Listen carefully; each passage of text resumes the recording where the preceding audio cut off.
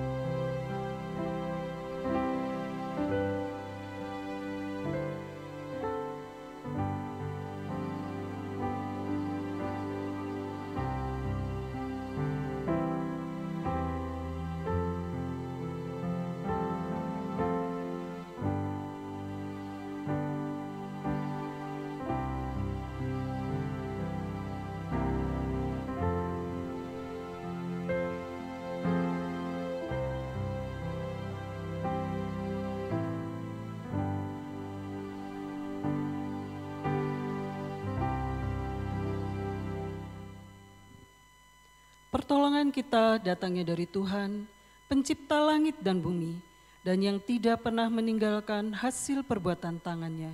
Turunlah atas kita semua, kasih karunia dari Allah Bapa, Putra dan Roh Kudus. Amin. Hormat bagi Allah Bapa.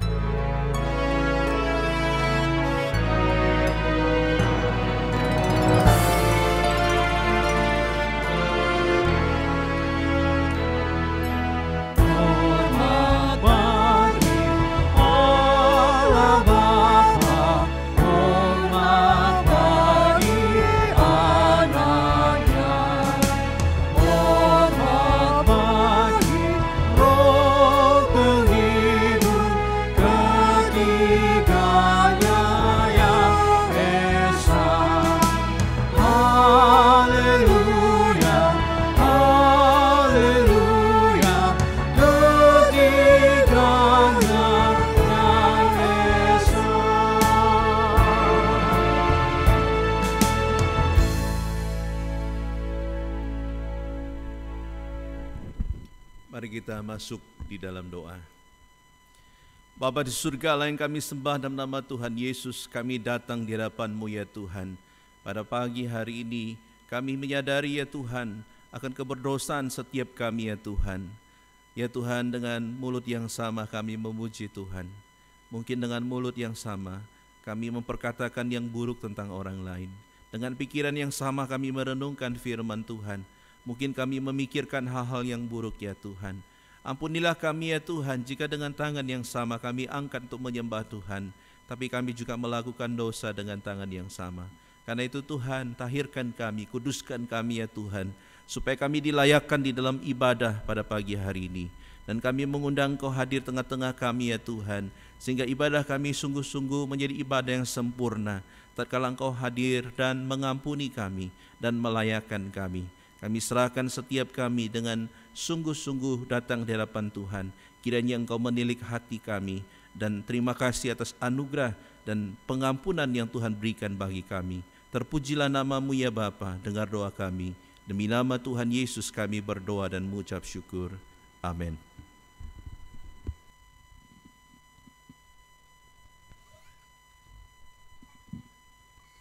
Shalom jemaat sekalian, puji Tuhan.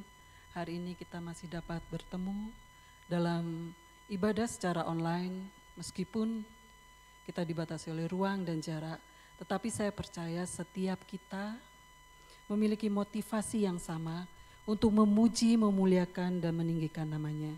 Kita percaya Tuhan hadir bersama-sama kita saat ini, esok, lusa, dan di dalam segala situasi. Bahkan ketika goncangan badai terjadi di dalam hidup umat yang percaya, kita percaya bahwa segala sesuatu terjadi di dunia ini berada dalam kedaulatan dan kekuasaan-Nya. Walaupun goncangan ini teramat sulit, ataupun saat ini kita berada dalam ambang keraguan, pandanglah kepada Yesus. Dialah Allah yang dengan ajaib menyelamatkan hidup kita. Maka percayalah, Dia sanggup menguatkan setiap kita untuk melalui kesulitan yang kita alami dengan iman yang tetap terarah dan terpelihara. Mari bersama kita naikkan pujian walau 1000 rebah. Kita nyatakan, Tuhan, Engkau tak pernah tinggalkan diriku.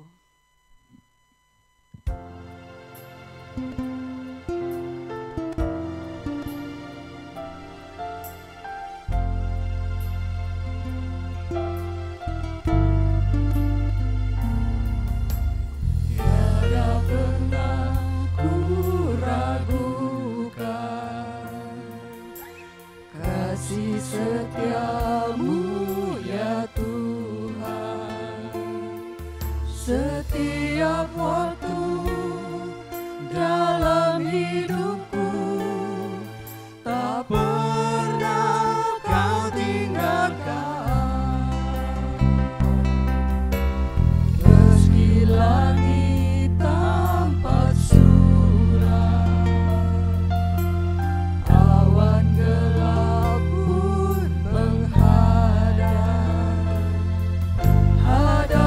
badai, lewati gelombang, tak pernah Kau tinggalkan diriku.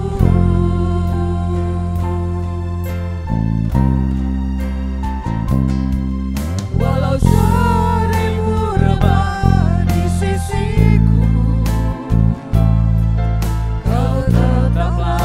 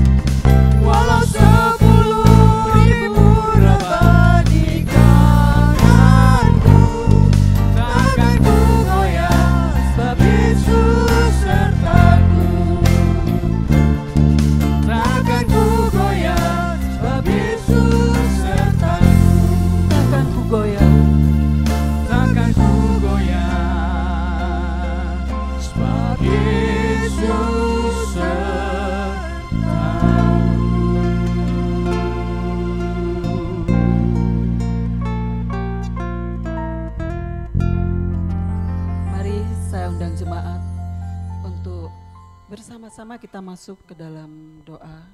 Kita nyatakan segala kerinduan kita di hadapan Tuhan. Mari. Ya Tuhan, Bapa kami di surga, inilah kami anak-anak-Mu, datang di hadapan-Mu, membawa segala kerinduan kami. Kami rindu jamahan Roh-Mu, mengubahkan hidup kami, memulihkan hidup kami, dan memperbaharui hidup kami. Maafkan kami Tuhan, seringkali kami tidak dapat membaca jejak-jejak kasih-Mu di dalam hidup kami.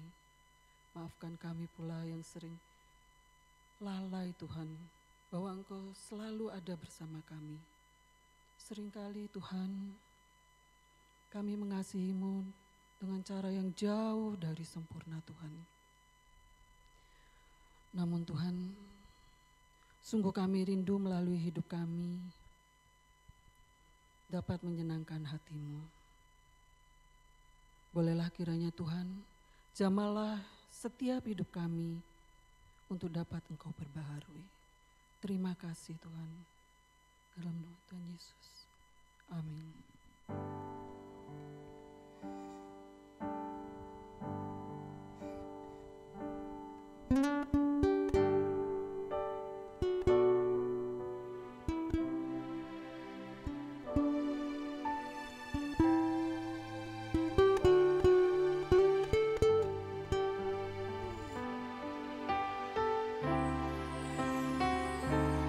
Aku mengasihi Engkau Yesus dengan segenap hatiku. Aku mengasihi Engkau Yesus dengan segenap jiwaku. Renungkan firman-Mu siang dan malam, ku pegang perintah-Mu dan ku lakukan. Engkau tahu ya Tuhan, tujuan hidupku hanyalah untuk menyenangkan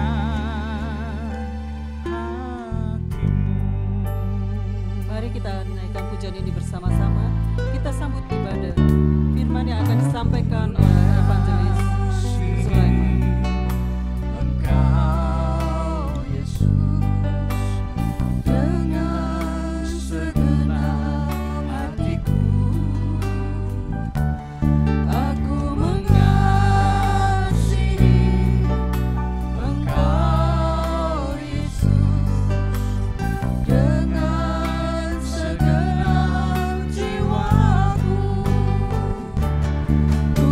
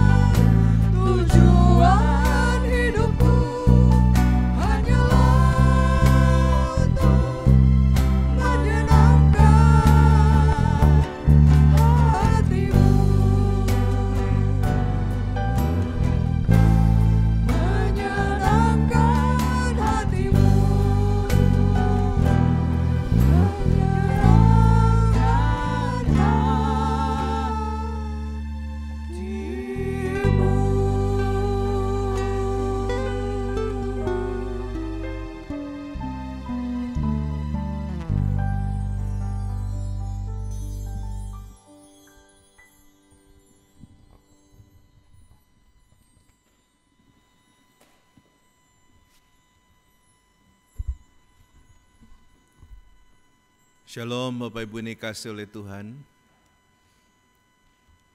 Kita bersyukur pada pagi hari ini kita bisa kembali beribadah menyembah Tuhan. Mari sebelum kita merenungkan firman Tuhan, saya mengundang saudara untuk kita tundukkan kepala, kita masuk di dalam doa. Bapa di surga yang kami sembah dalam nama Tuhan Yesus, kami mengucap syukur ya Tuhan untuk segala kebaikan demi kebaikan yang Tuhan sudah limpahkan dalam hidup kami. Kami bersyukur jika Tuhan masih menyediakan segala kebutuhan kami sampai pada saat ini. Dan terlebih lagi kami bersyukur jika Tuhan masih memberikan anugerah keselamatan bagi kami, sehingga kami dapat sungguh-sungguh akan menjadi anak Tuhan yang mewarisi akan kerajaan Allah. Karena itu Tuhan berkati untuk kesempatan pada pagi ini kami akan mendengarkan kebenaran firman Tuhan. Berbicaralah kepada setiap kami ya Tuhan, dan pakailah hamba-Mu yang hanya Engkau pakai sebagai saluran berkat untuk menyampaikan akan sabda Tuhan, dan berkati dia dan berkatilah setiap kami ya Tuhan. Dengar seru doa kami, demi nama Tuhan Yesus kami berdoa dan mengucap syukur. Amin. Bapak Ibu yang dikasihi oleh Tuhan, kita bersyukur pada kesempatan minggu ini kita bisa kembali untuk belajar firman Tuhan. Saya akan mengajak saudara untuk membuka bagian firman Tuhan di dalam Habakuk pasal yang ketiga, ya. Habakuk pasal yang ketiga, kita akan membaca ayat yang ke-17 sampai ayat yang ke-19, ya. Habakuk pasal yang ketiga, ayat 17 sampai 19. Bapak Ibu di rumah bisa ambil Alkitabnya, taruh di samping saudara, saudara baca kebenaran firman Tuhan, dan kita sama-sama diberkati pada pagi hari ini. Habakuk pasal yang ketiga, ayat 17 sampai ayat yang ke-19. Saya akan membacakan dan Bapak Ibu bisa mengikuti pembacaannya di rumah ya. Demikian bunyi firman Tuhan. Sekalipun pohon ara tidak berbunga, pohon anggur tidak berbuah, hasil pohon zaitun mengecewakan, sekalipun ladang-ladang tidak menghasilkan bahan makanan, kambing domba terhalau dari kurungan, dan tidak ada lembu sapi dalam kandang. Namun aku akan bersorak-sorak di dalam Tuhan, beria-ria di dalam Allah yang menyelamatkan aku. Allah Tuhanku itu kekuatanku, Ia membuat kakiku seperti kaki rusa, Ia membiarkan aku berjejak di bukit-bukitku untuk pemimpin biduan dengan permainan kecapi. Demikian pembacaan firman Tuhan. Saudara yang kasih oleh Tuhan, tema kita pada pagi ini adalah tetap tegar di masa sukar, ya, tetap tegar di masa sukar. Saya tertarik dengan Kompas yang saya baca pada tanggal 4 September yang lalu, ya. Itu Kompas memberikan satu judul, Indonesia di ambang resesi. Apa dampaknya pada masyarakat, ya. Indonesia di ambang resesi, apa dampaknya pada masyarakat. Yang menarik saudara yang kasih oleh Tuhan, di Kompas itu ditulis bahwa kita sekarang ini sudah memasuki kuartal ketiga gitu ya. Kuartal yang kedua hasilnya itu mengecewakan saudara ya. Dikatakan bahwa kita di angka minus 5,32% ya. Sehingga yang terjadi adalah saudara, jika, ya ini Pak Jokowi yang mengatakan, ya Presiden, jika kita memasuki kuartal yang ketiga minus lagi, ya artinya secara ekonomi itu menurun bahkan minus, maka saudara yang kasih oleh Tuhan, kita akan mengalami satu fase baru yang namanya resesi ekonomi, ya. Nah saudara yang kasih oleh Tuhan, ketika mendengar kata resesi ini mengerikan bukan? Salah satu memori masa lalu itu muncul ketika terjadi resesi pada tahun-tahun kira-kira 97-an ya. Nah, kita tahu bahwa ketika itu dampaknya begitu luar biasa saudara ya.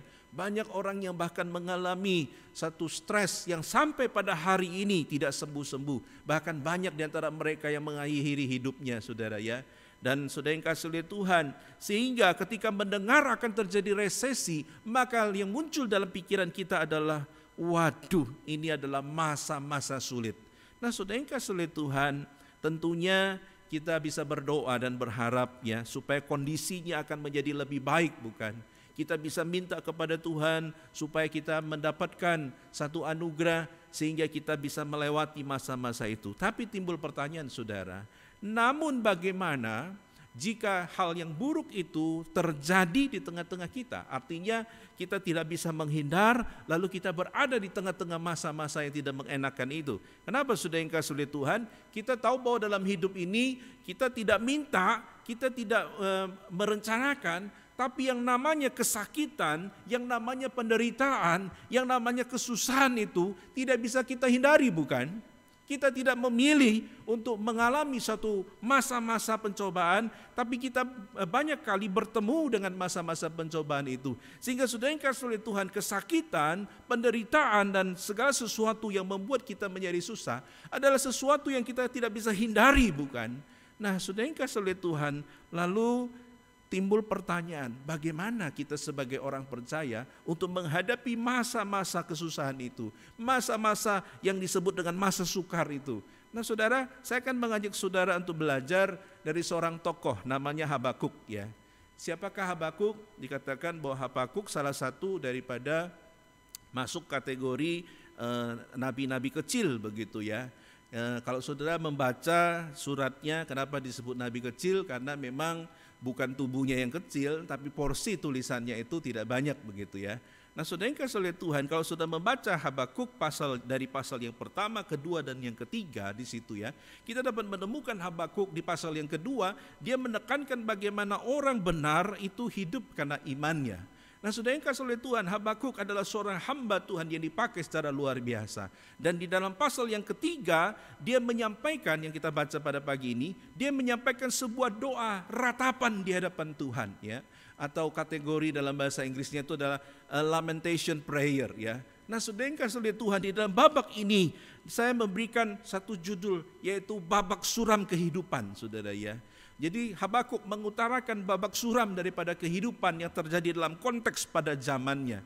Nah saudara, apa yang terjadi pada saat itu? Dikatakan di ayat 17 sampai ayat yang ke-18 ya.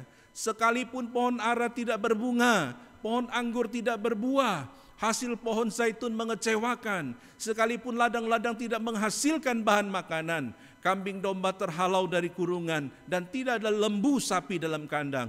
Namun aku akan bersorak-sorak di dalam Tuhan, beria-ria di dalam Allah yang menyelamatkan aku. Mari kita lihat satu persatu bagian ini saudara ya. Habakuk mengatakan, sekalipun pohon ara tidak berbunga dan pohon anggur tidak berbuah. Saudara, kita tahu bahwa dalam konteks di Israel saudara ya, dua macam buah ini adalah buah yang paling penting bagi persediaan makanan mereka saudara ya. Kita tahu bahwa pada zaman itu tidak ada yang namanya mesin pendingin ya, atau kulkas ya.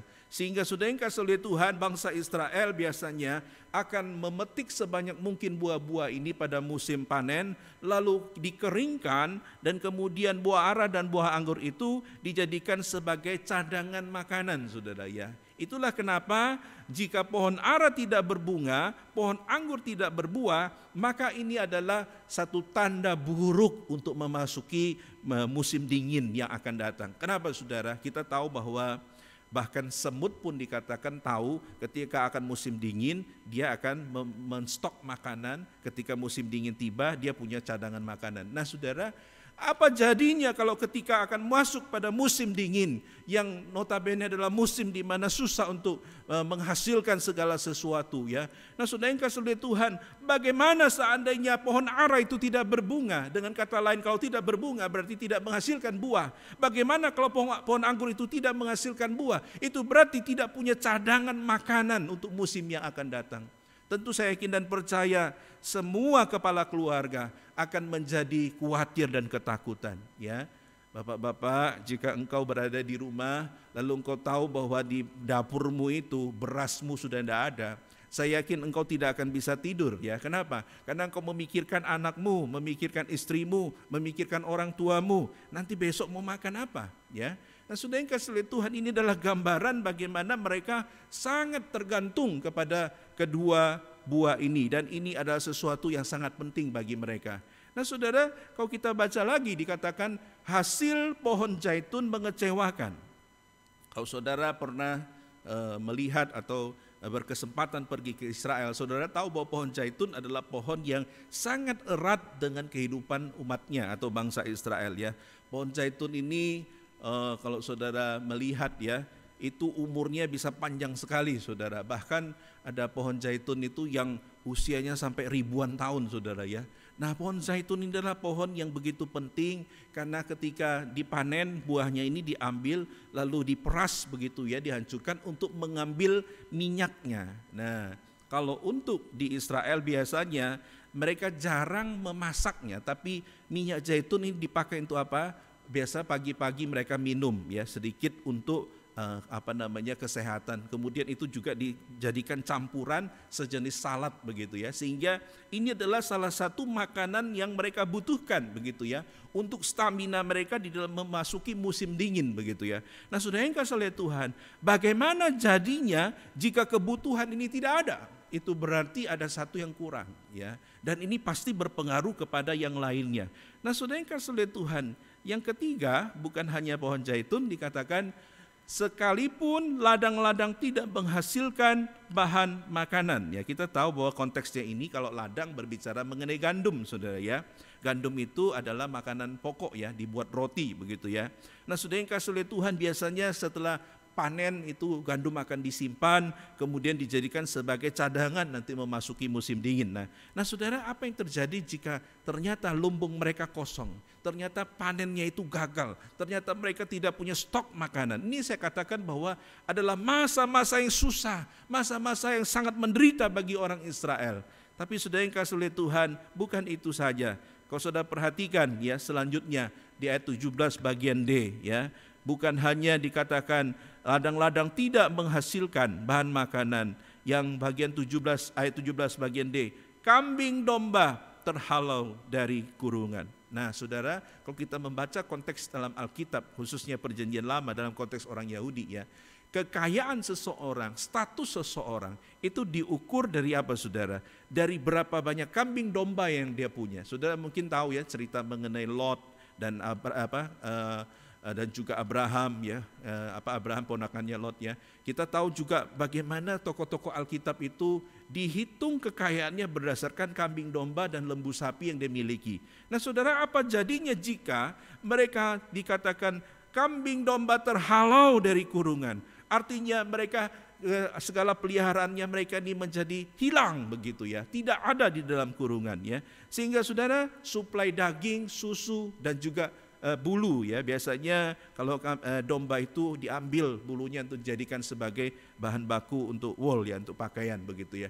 Nah, saudara, dalam konteks ini berbicara mengenai apa, saudara? Berarti ketika ini tidak ada, maka seseorang itu, karena mayoritas orang Yahudi setiap kepala keluarga itu pasti punya peliharaan begitu ya, punya kambing domba. Dan ketika itu sudah tidak ada, berarti apa, saudara? Mereka sudah tidak punya status, tidak punya lagi cadangan makanan, tidak punya lagi sesuatu yang bisa diandalkan. Itu berarti dia menjadi orang yang begitu miskin, begitu tidak terpandang, sehingga yang ada hanyalah kenangan. Kenapa, saudara? Karena itu sudah tidak ada begitu ya. Nah, saudara, ini kondisinya. Kemudian bagian E ya, yang terakhir di dalam ayat ini dikatakan, dan tidak ada lembu sapi dalam kandang. Ya, ini ada kaitan dengan tadi ya, lembu sapi ya, kambing domba, lembu sapi. Kalau ini berbicara mengenai satu gambaran bahwa penderitaannya itu begitu sempurna ya. Kambing domba terhalau, lembu sapi juga tidak ada. Artinya apa, saudara yang kasih oleh Tuhan? Sekali lagi, persediaan mereka ya untuk segala kebutuhannya akhirnya menjadi tidak ada. Nah, apa poin daripada 5 bagian daripada ayat 17 dan ayat 17, kemudian kita lihat dari awal tadi ya, apa poin yang ingin disampaikan? Poin yang ingin disampaikan adalah ketika kondisi itu, Habakuk ingin mengatakan, aku berada di dalam kesesakan, aku berada dalam masa-masa susah, aku berada di dalam masa-masa yang sukar. Sehingga sudah yang kasih oleh Tuhan ketika itu, makanya dia datang di hadapan Tuhan. Dia berseru di dalam doanya, dia meratap di hadapan Tuhan dan mengatakan, Tuhan, meskipun ini terjadi. Nah, yang menarik saudara yang kasih oleh Tuhan, kita lihat apa reaksinya, saudara ya. Perhatikan ayat yang ke-18 ya. Namun aku akan bersorak-sorak di dalam Tuhan, beria-ria di dalam Allah yang menyelamatkan aku. Wow, saudara, ini respon yang mungkin sesuatu yang bertolak belakang, saudara ya. Kalau sudah perhatikan responnya, ya saya mencatat ada 2 poin penting di situ, saudara. Dikatakan aku akan bersorak-sorak, ya. Kata yang dipakai di situ artinya kalau diterjemahkan secara harafiah, melompat karena sukacita. Waduh, saudara, kalau kita melompat dengan sukacita adalah waktu kapan, saudara? Mungkin waktu kita pacaran pertama kali, ya, ketika kita nembak pasangan kita dan dia menyatakan, oke, aku mau pacaran sama kamu. Wah, kita pulang langsung meloncat dengan sukacita. Tapi saudara yang kasih oleh Tuhan, di sini dikatakan ketika kambing domba tidak ada, ketika lembu sapi tidak ada, ketika tidak ada panenan, ya, semua hasil ladang itu gagal, kemudian buah ara tidak menghasilkan, kemudian buah zaitun itu juga tidak ada.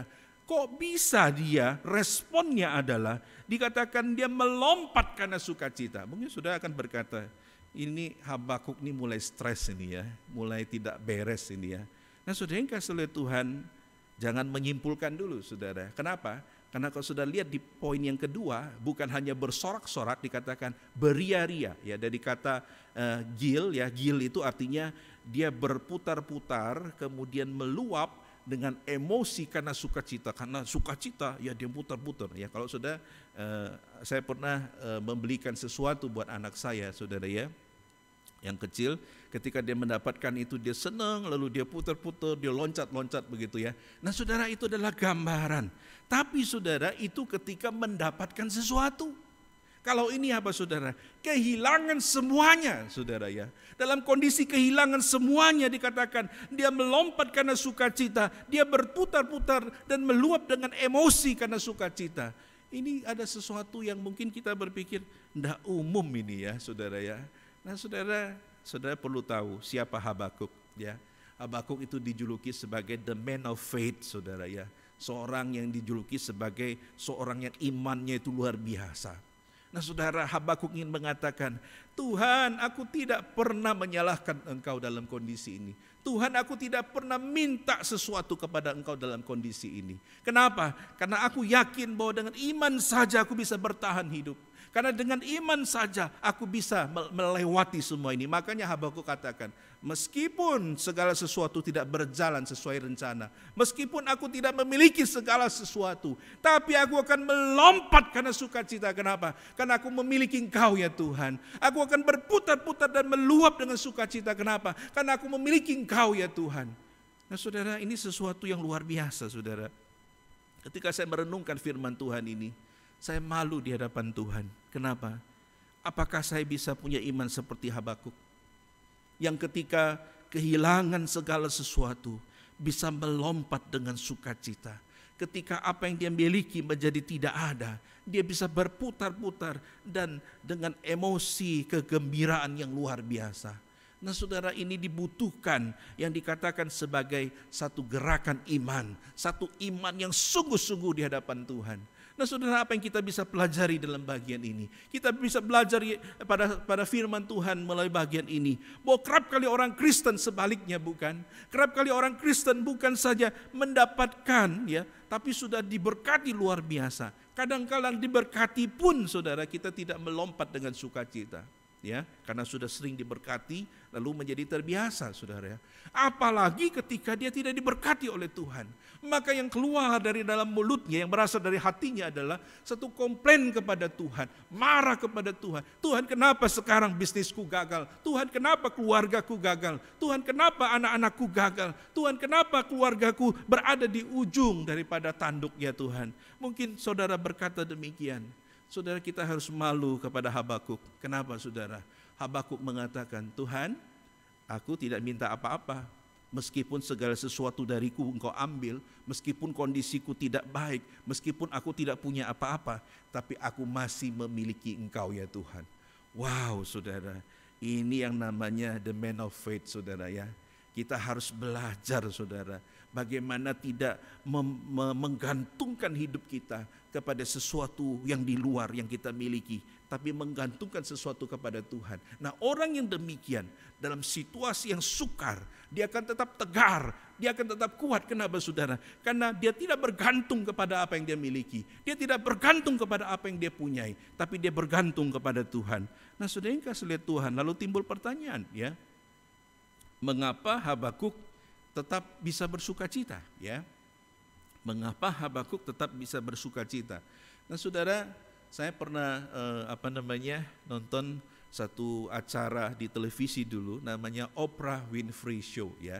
Di Oprah Winfrey itu, ini adalah seorang pewawancara, ya, yang luar biasa, ya, sehingga dia punya satu acara yang luar biasa, terkenal, saudara, ya. Dan baru-baru saya dengar dia menciptakan satu agama namanya All Religion, ya, agamanya itu agama baru, di mana Oprah ini sebagai nabi dan rasulnya, begitu, ya.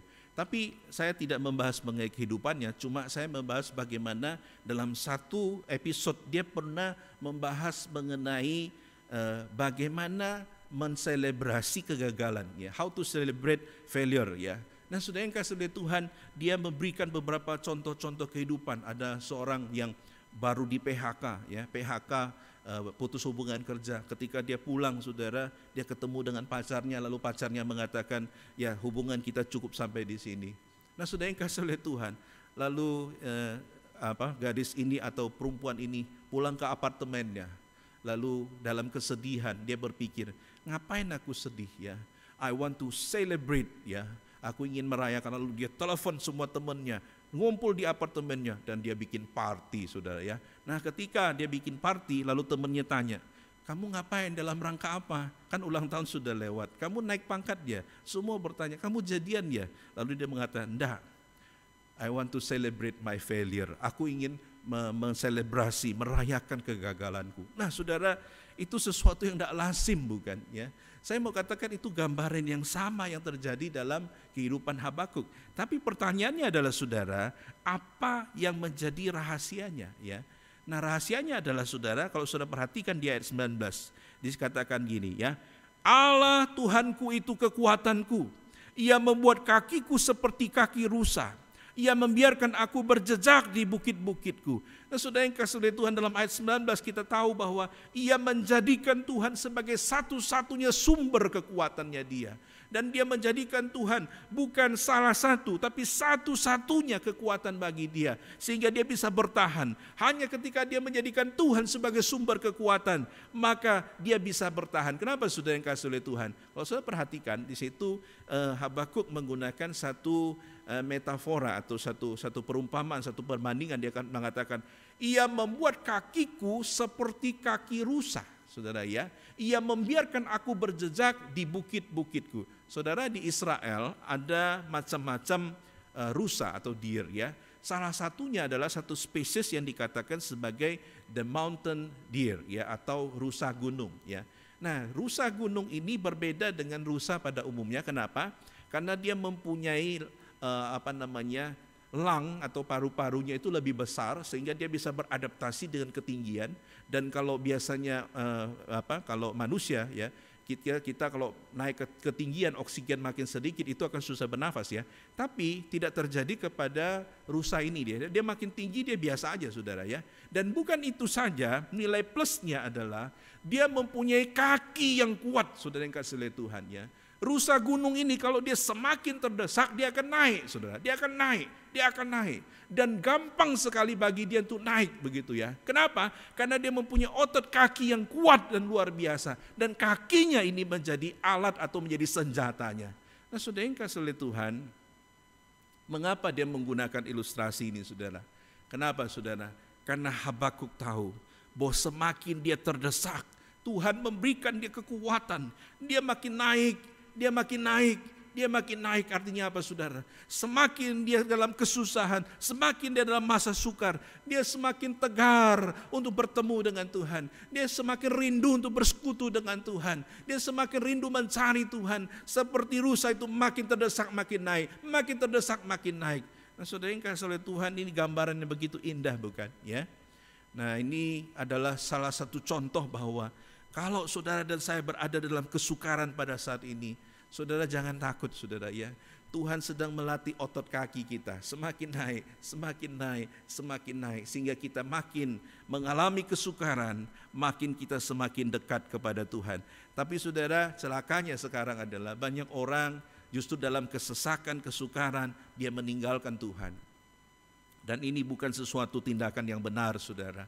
Karena ketika engkau semakin ke bawah dan ke bawah, maka lama-lama engkau akan gagal saudara. Tapi kita belajar seperti rusa gunung, ketika dia mengalami bahaya, kesesakan, dia akan semakin naik, dia semakin naik, dia semakin naik ya. Meskipun medannya itu tidak mudah, tapi dia mempunyai kekuatan kaki yang luar biasa. Nah saudara, apa kekuatan kita? Saya mau katakan kekuatan kita adalah Tuhan sendiri, saudara yang kasih oleh Tuhan. Artinya apa saudara? Dalam bagian ini Habakuk ingin mengatakan, hendaklah engkau menjadikan Tuhan sebagai sumber kekuatanmu. Kenapa saudara yang kasih oleh Tuhan? Karena dialah yang mampu memberikan kita kekuatan. Karena hanya Tuhanlah yang bisa menopang kita, sehingga kita bisa semakin hari semakin kuat dan semakin kuat, saudara yang kasih oleh Tuhan. Saudara, mungkin saudara sekarang berada di rumah sedang bergumul dengan pergumulan yang berat.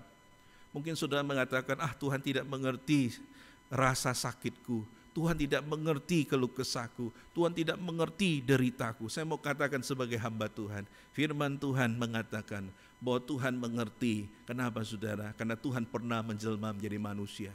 Tuhan pernah merasakan apa artinya kecewa. Tuhan mengerti apa artinya dihianati. Tuhan mengerti apa artinya lelah. Tuhan mengerti apa artinya ngantuk. Tuhan mengerti apa artinya tertidur. Nah saudara yang kasih oleh Tuhan, itu berarti Tuhan itu mengerti saudara dan saya. Artinya Tuhan akan memberikan kekuatan bagi saudara, supaya dalam keadaan sukar kita tetap tegar, dan bukan saja tegar, kita bisa bersukacita dan kita bisa meloncat-loncat di dalam iman. Artinya apa saudara? Kita masih mempunyai pengharapan kepada Tuhan. Nah saudara, kuncinya adalah jadikanlah Tuhan sebagai sumber kekuatan satu-satunya dalam hidupmu. Jangan salah satu saudara ya, satu-satunya. Nah saudara, saya tertarik dengan sebuah kisah saudara ya. Kalau saudara membaca di Thailand, ada kisah mengenai seorang yang namanya Mr. Sandwich saudara ya. Nama aslinya adalah Sirifat Fora Vetutikun ya.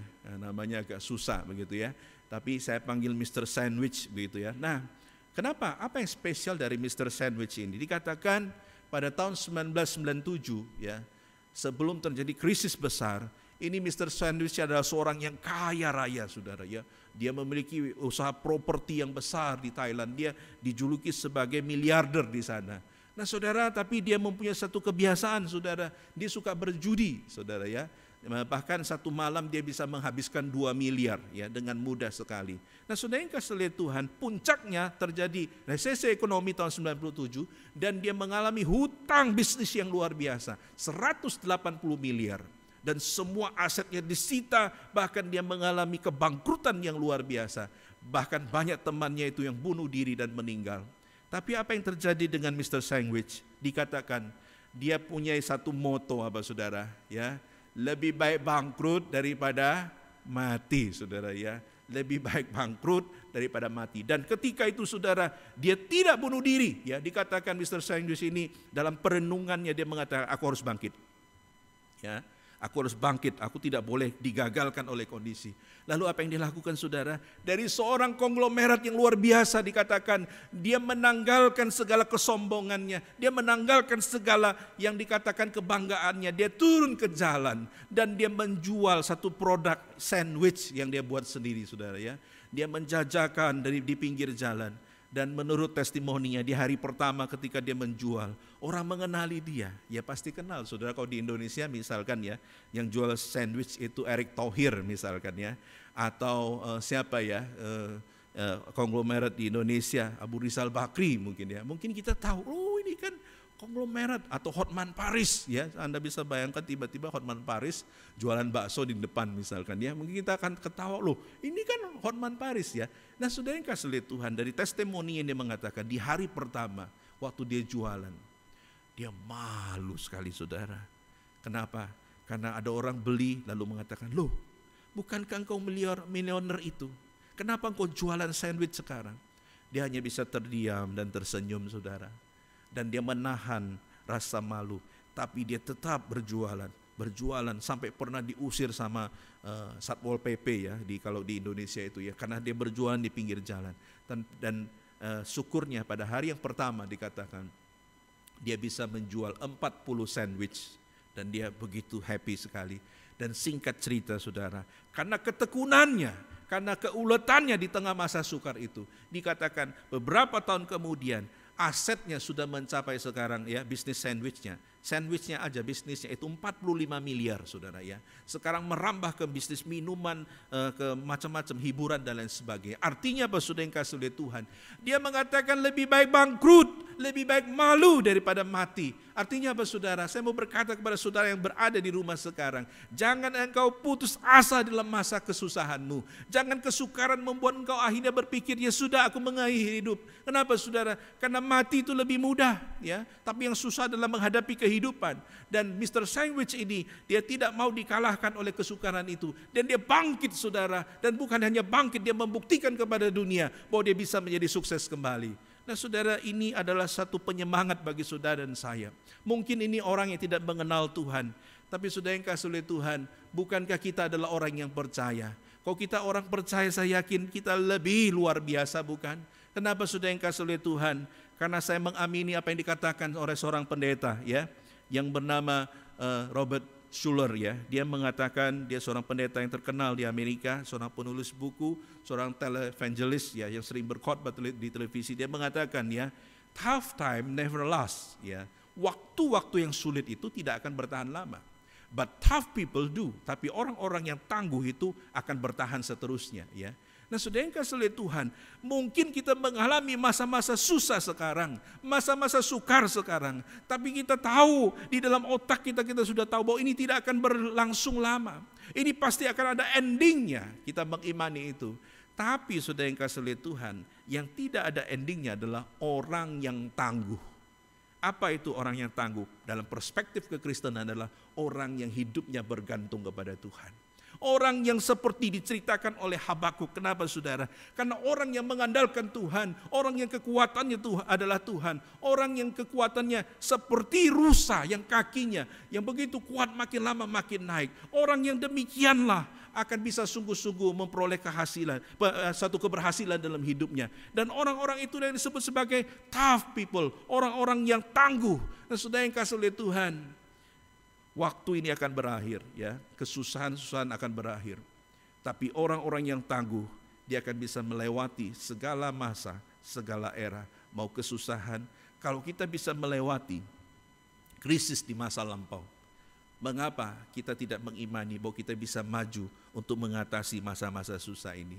Nah, saudara yang kasih oleh Tuhan, di akhir dari khotbah ini, saya tutup dengan sebuah ayat, saudara yang kasih oleh Tuhan, yang saya kutip dari Yesaya 40 ayat 31. Tetapi orang-orang yang menanti-nantikan Tuhan mendapat kekuatan baru. Mereka seumpama raja wali yang naik terbang dengan kekuatan sayapnya. Mereka berlari dan tidak menjadi lesu.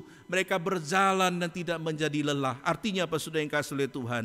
Orang yang sungguh-sungguh mengandalkan Tuhan, orang yang menjadikan Tuhan sebagai sumber kekuatannya, seperti Nabi Habakuk, seperti orang-orang beriman lainnya, maka dia tidak akan pernah menjadi lesu, dia berjalan tidak akan menjadi lelah. Kenapa, saudara? Karena Allah lah kekuatannya, karena Allah lah sumber pengharapannya. Karena itu, saudara yang kasih oleh Tuhan, jadikanlah Kristus sebagai sumber kekuatan dalam hidupmu, maka kita pasti akan tetap tegar meskipun dalam masa sukar.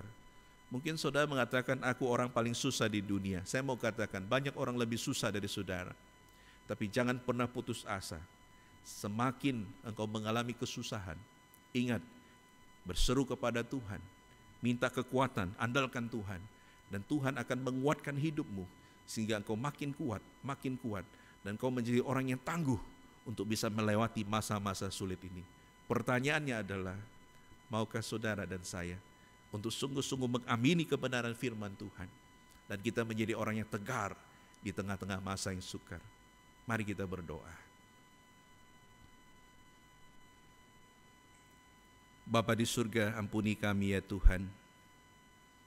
Jika selama ini kami menjadi orang-orang yang bukan tangguh, tapi menjadi orang-orang yang mudah untuk menyerah. Ya Tuhan, ampuni kami jika kami tidak begitu tegar dalam masa-masa sukar ini. Mungkin banyak kami yang mengeluh dan bahkan mau putus asa. Tolong kami ya Tuhan, seperti Nabi Habakuk, sekalipun hidupnya begitu kacau, segala apa yang dia miliki habis, namun dia tetap bersukacita, meluap-luap dengan sukacita dari Tuhan. Kenapa? Karena dia memiliki Engkau ya Tuhan. Tuhan, bukankah kami juga punya Allah seperti Engkau?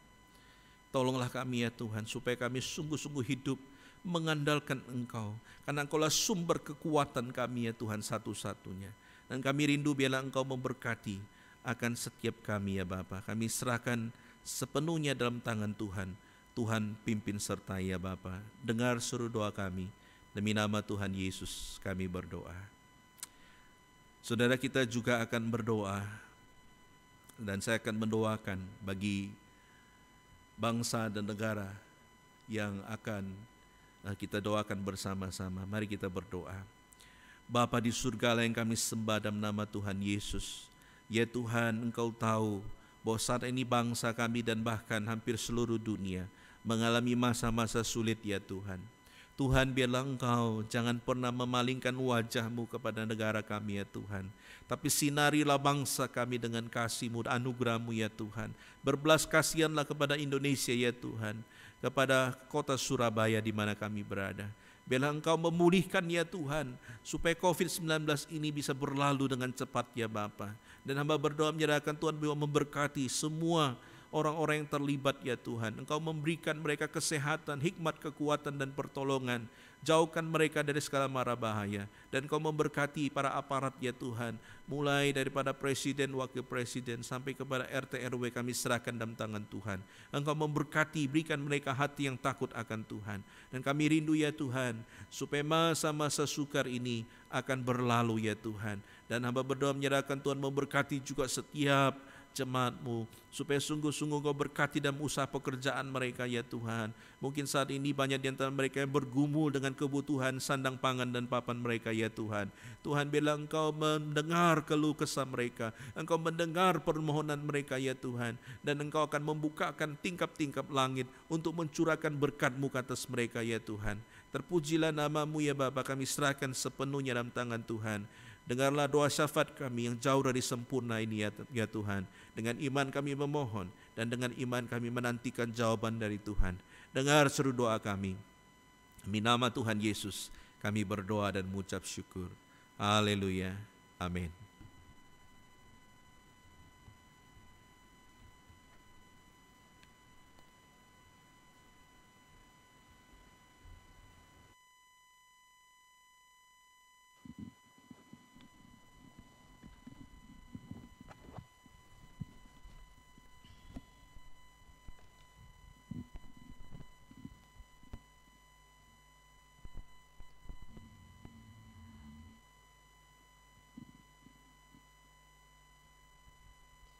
Dengan bersama-sama semua orang percaya, kita akan mengakui iman rasuli kita yang berbunyi demikian.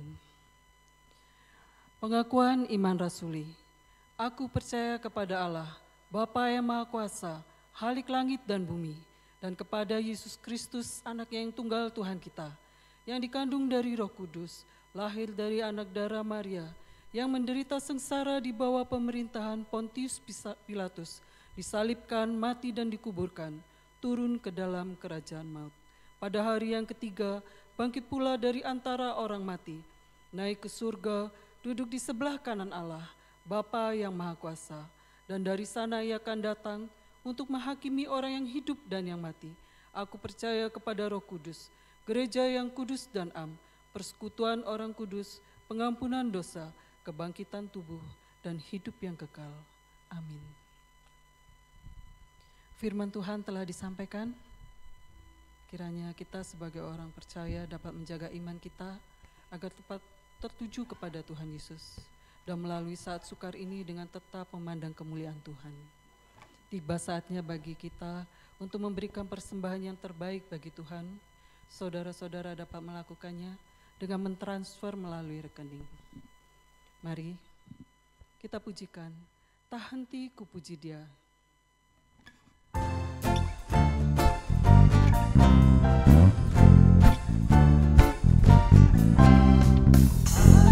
Dalam hatiku, bisikan manis Tuhan, jangan takut ku besertamu, ku kan jaga hidupmu. Yesus, Yesus, Yesus, nama terindah, penghibur hatiku, tak henti ku puji Dia. Anugerahnya melimpah, ku bernaung dalamnya, ku melihat senyum wajahnya, tak henti ku puji Dia. Yesus, Yesus, Yesus, nama terindah, penghibur hatiku, tak henti ku puji Dia.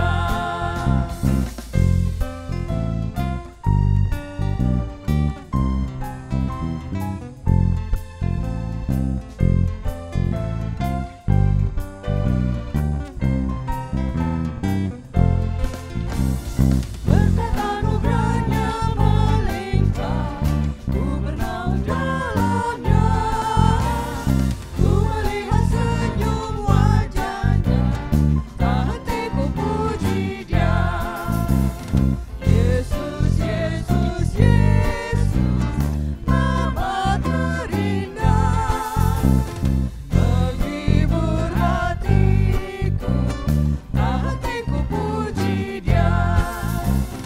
Yesus, Yesus, Yesus, nama terindah, penghibur hatiku, tak henti ku puji Dia, tak henti ku puji Dia, tak henti ku puji Dia.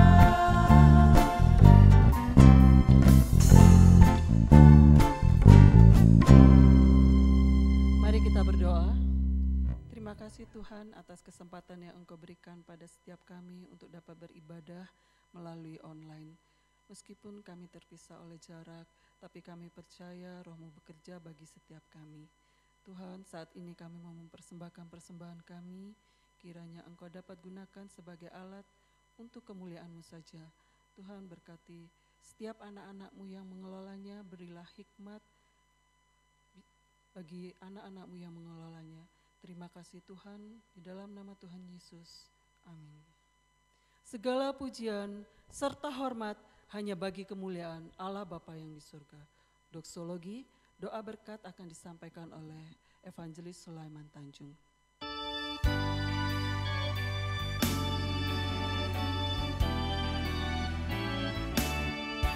Puji Allah, sumber berkat, puji Dia semua ciptaannya, puji Dia para malaikat, Bapa, Putra, dan Roh Kudus.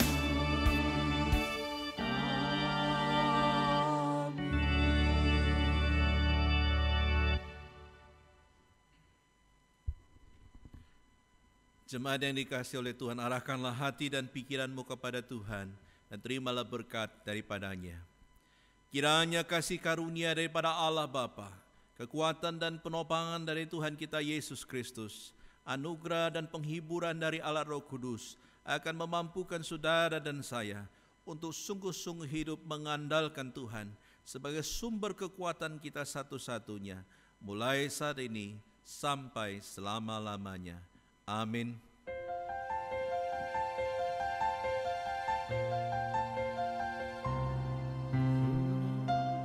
Tuhan melindungi kau, Tuhan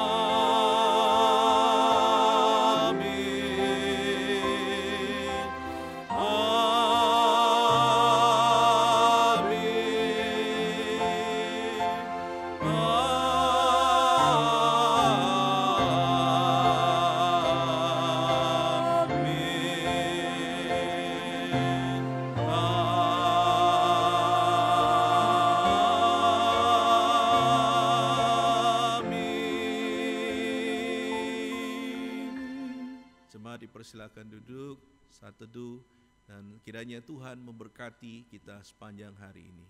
Amin.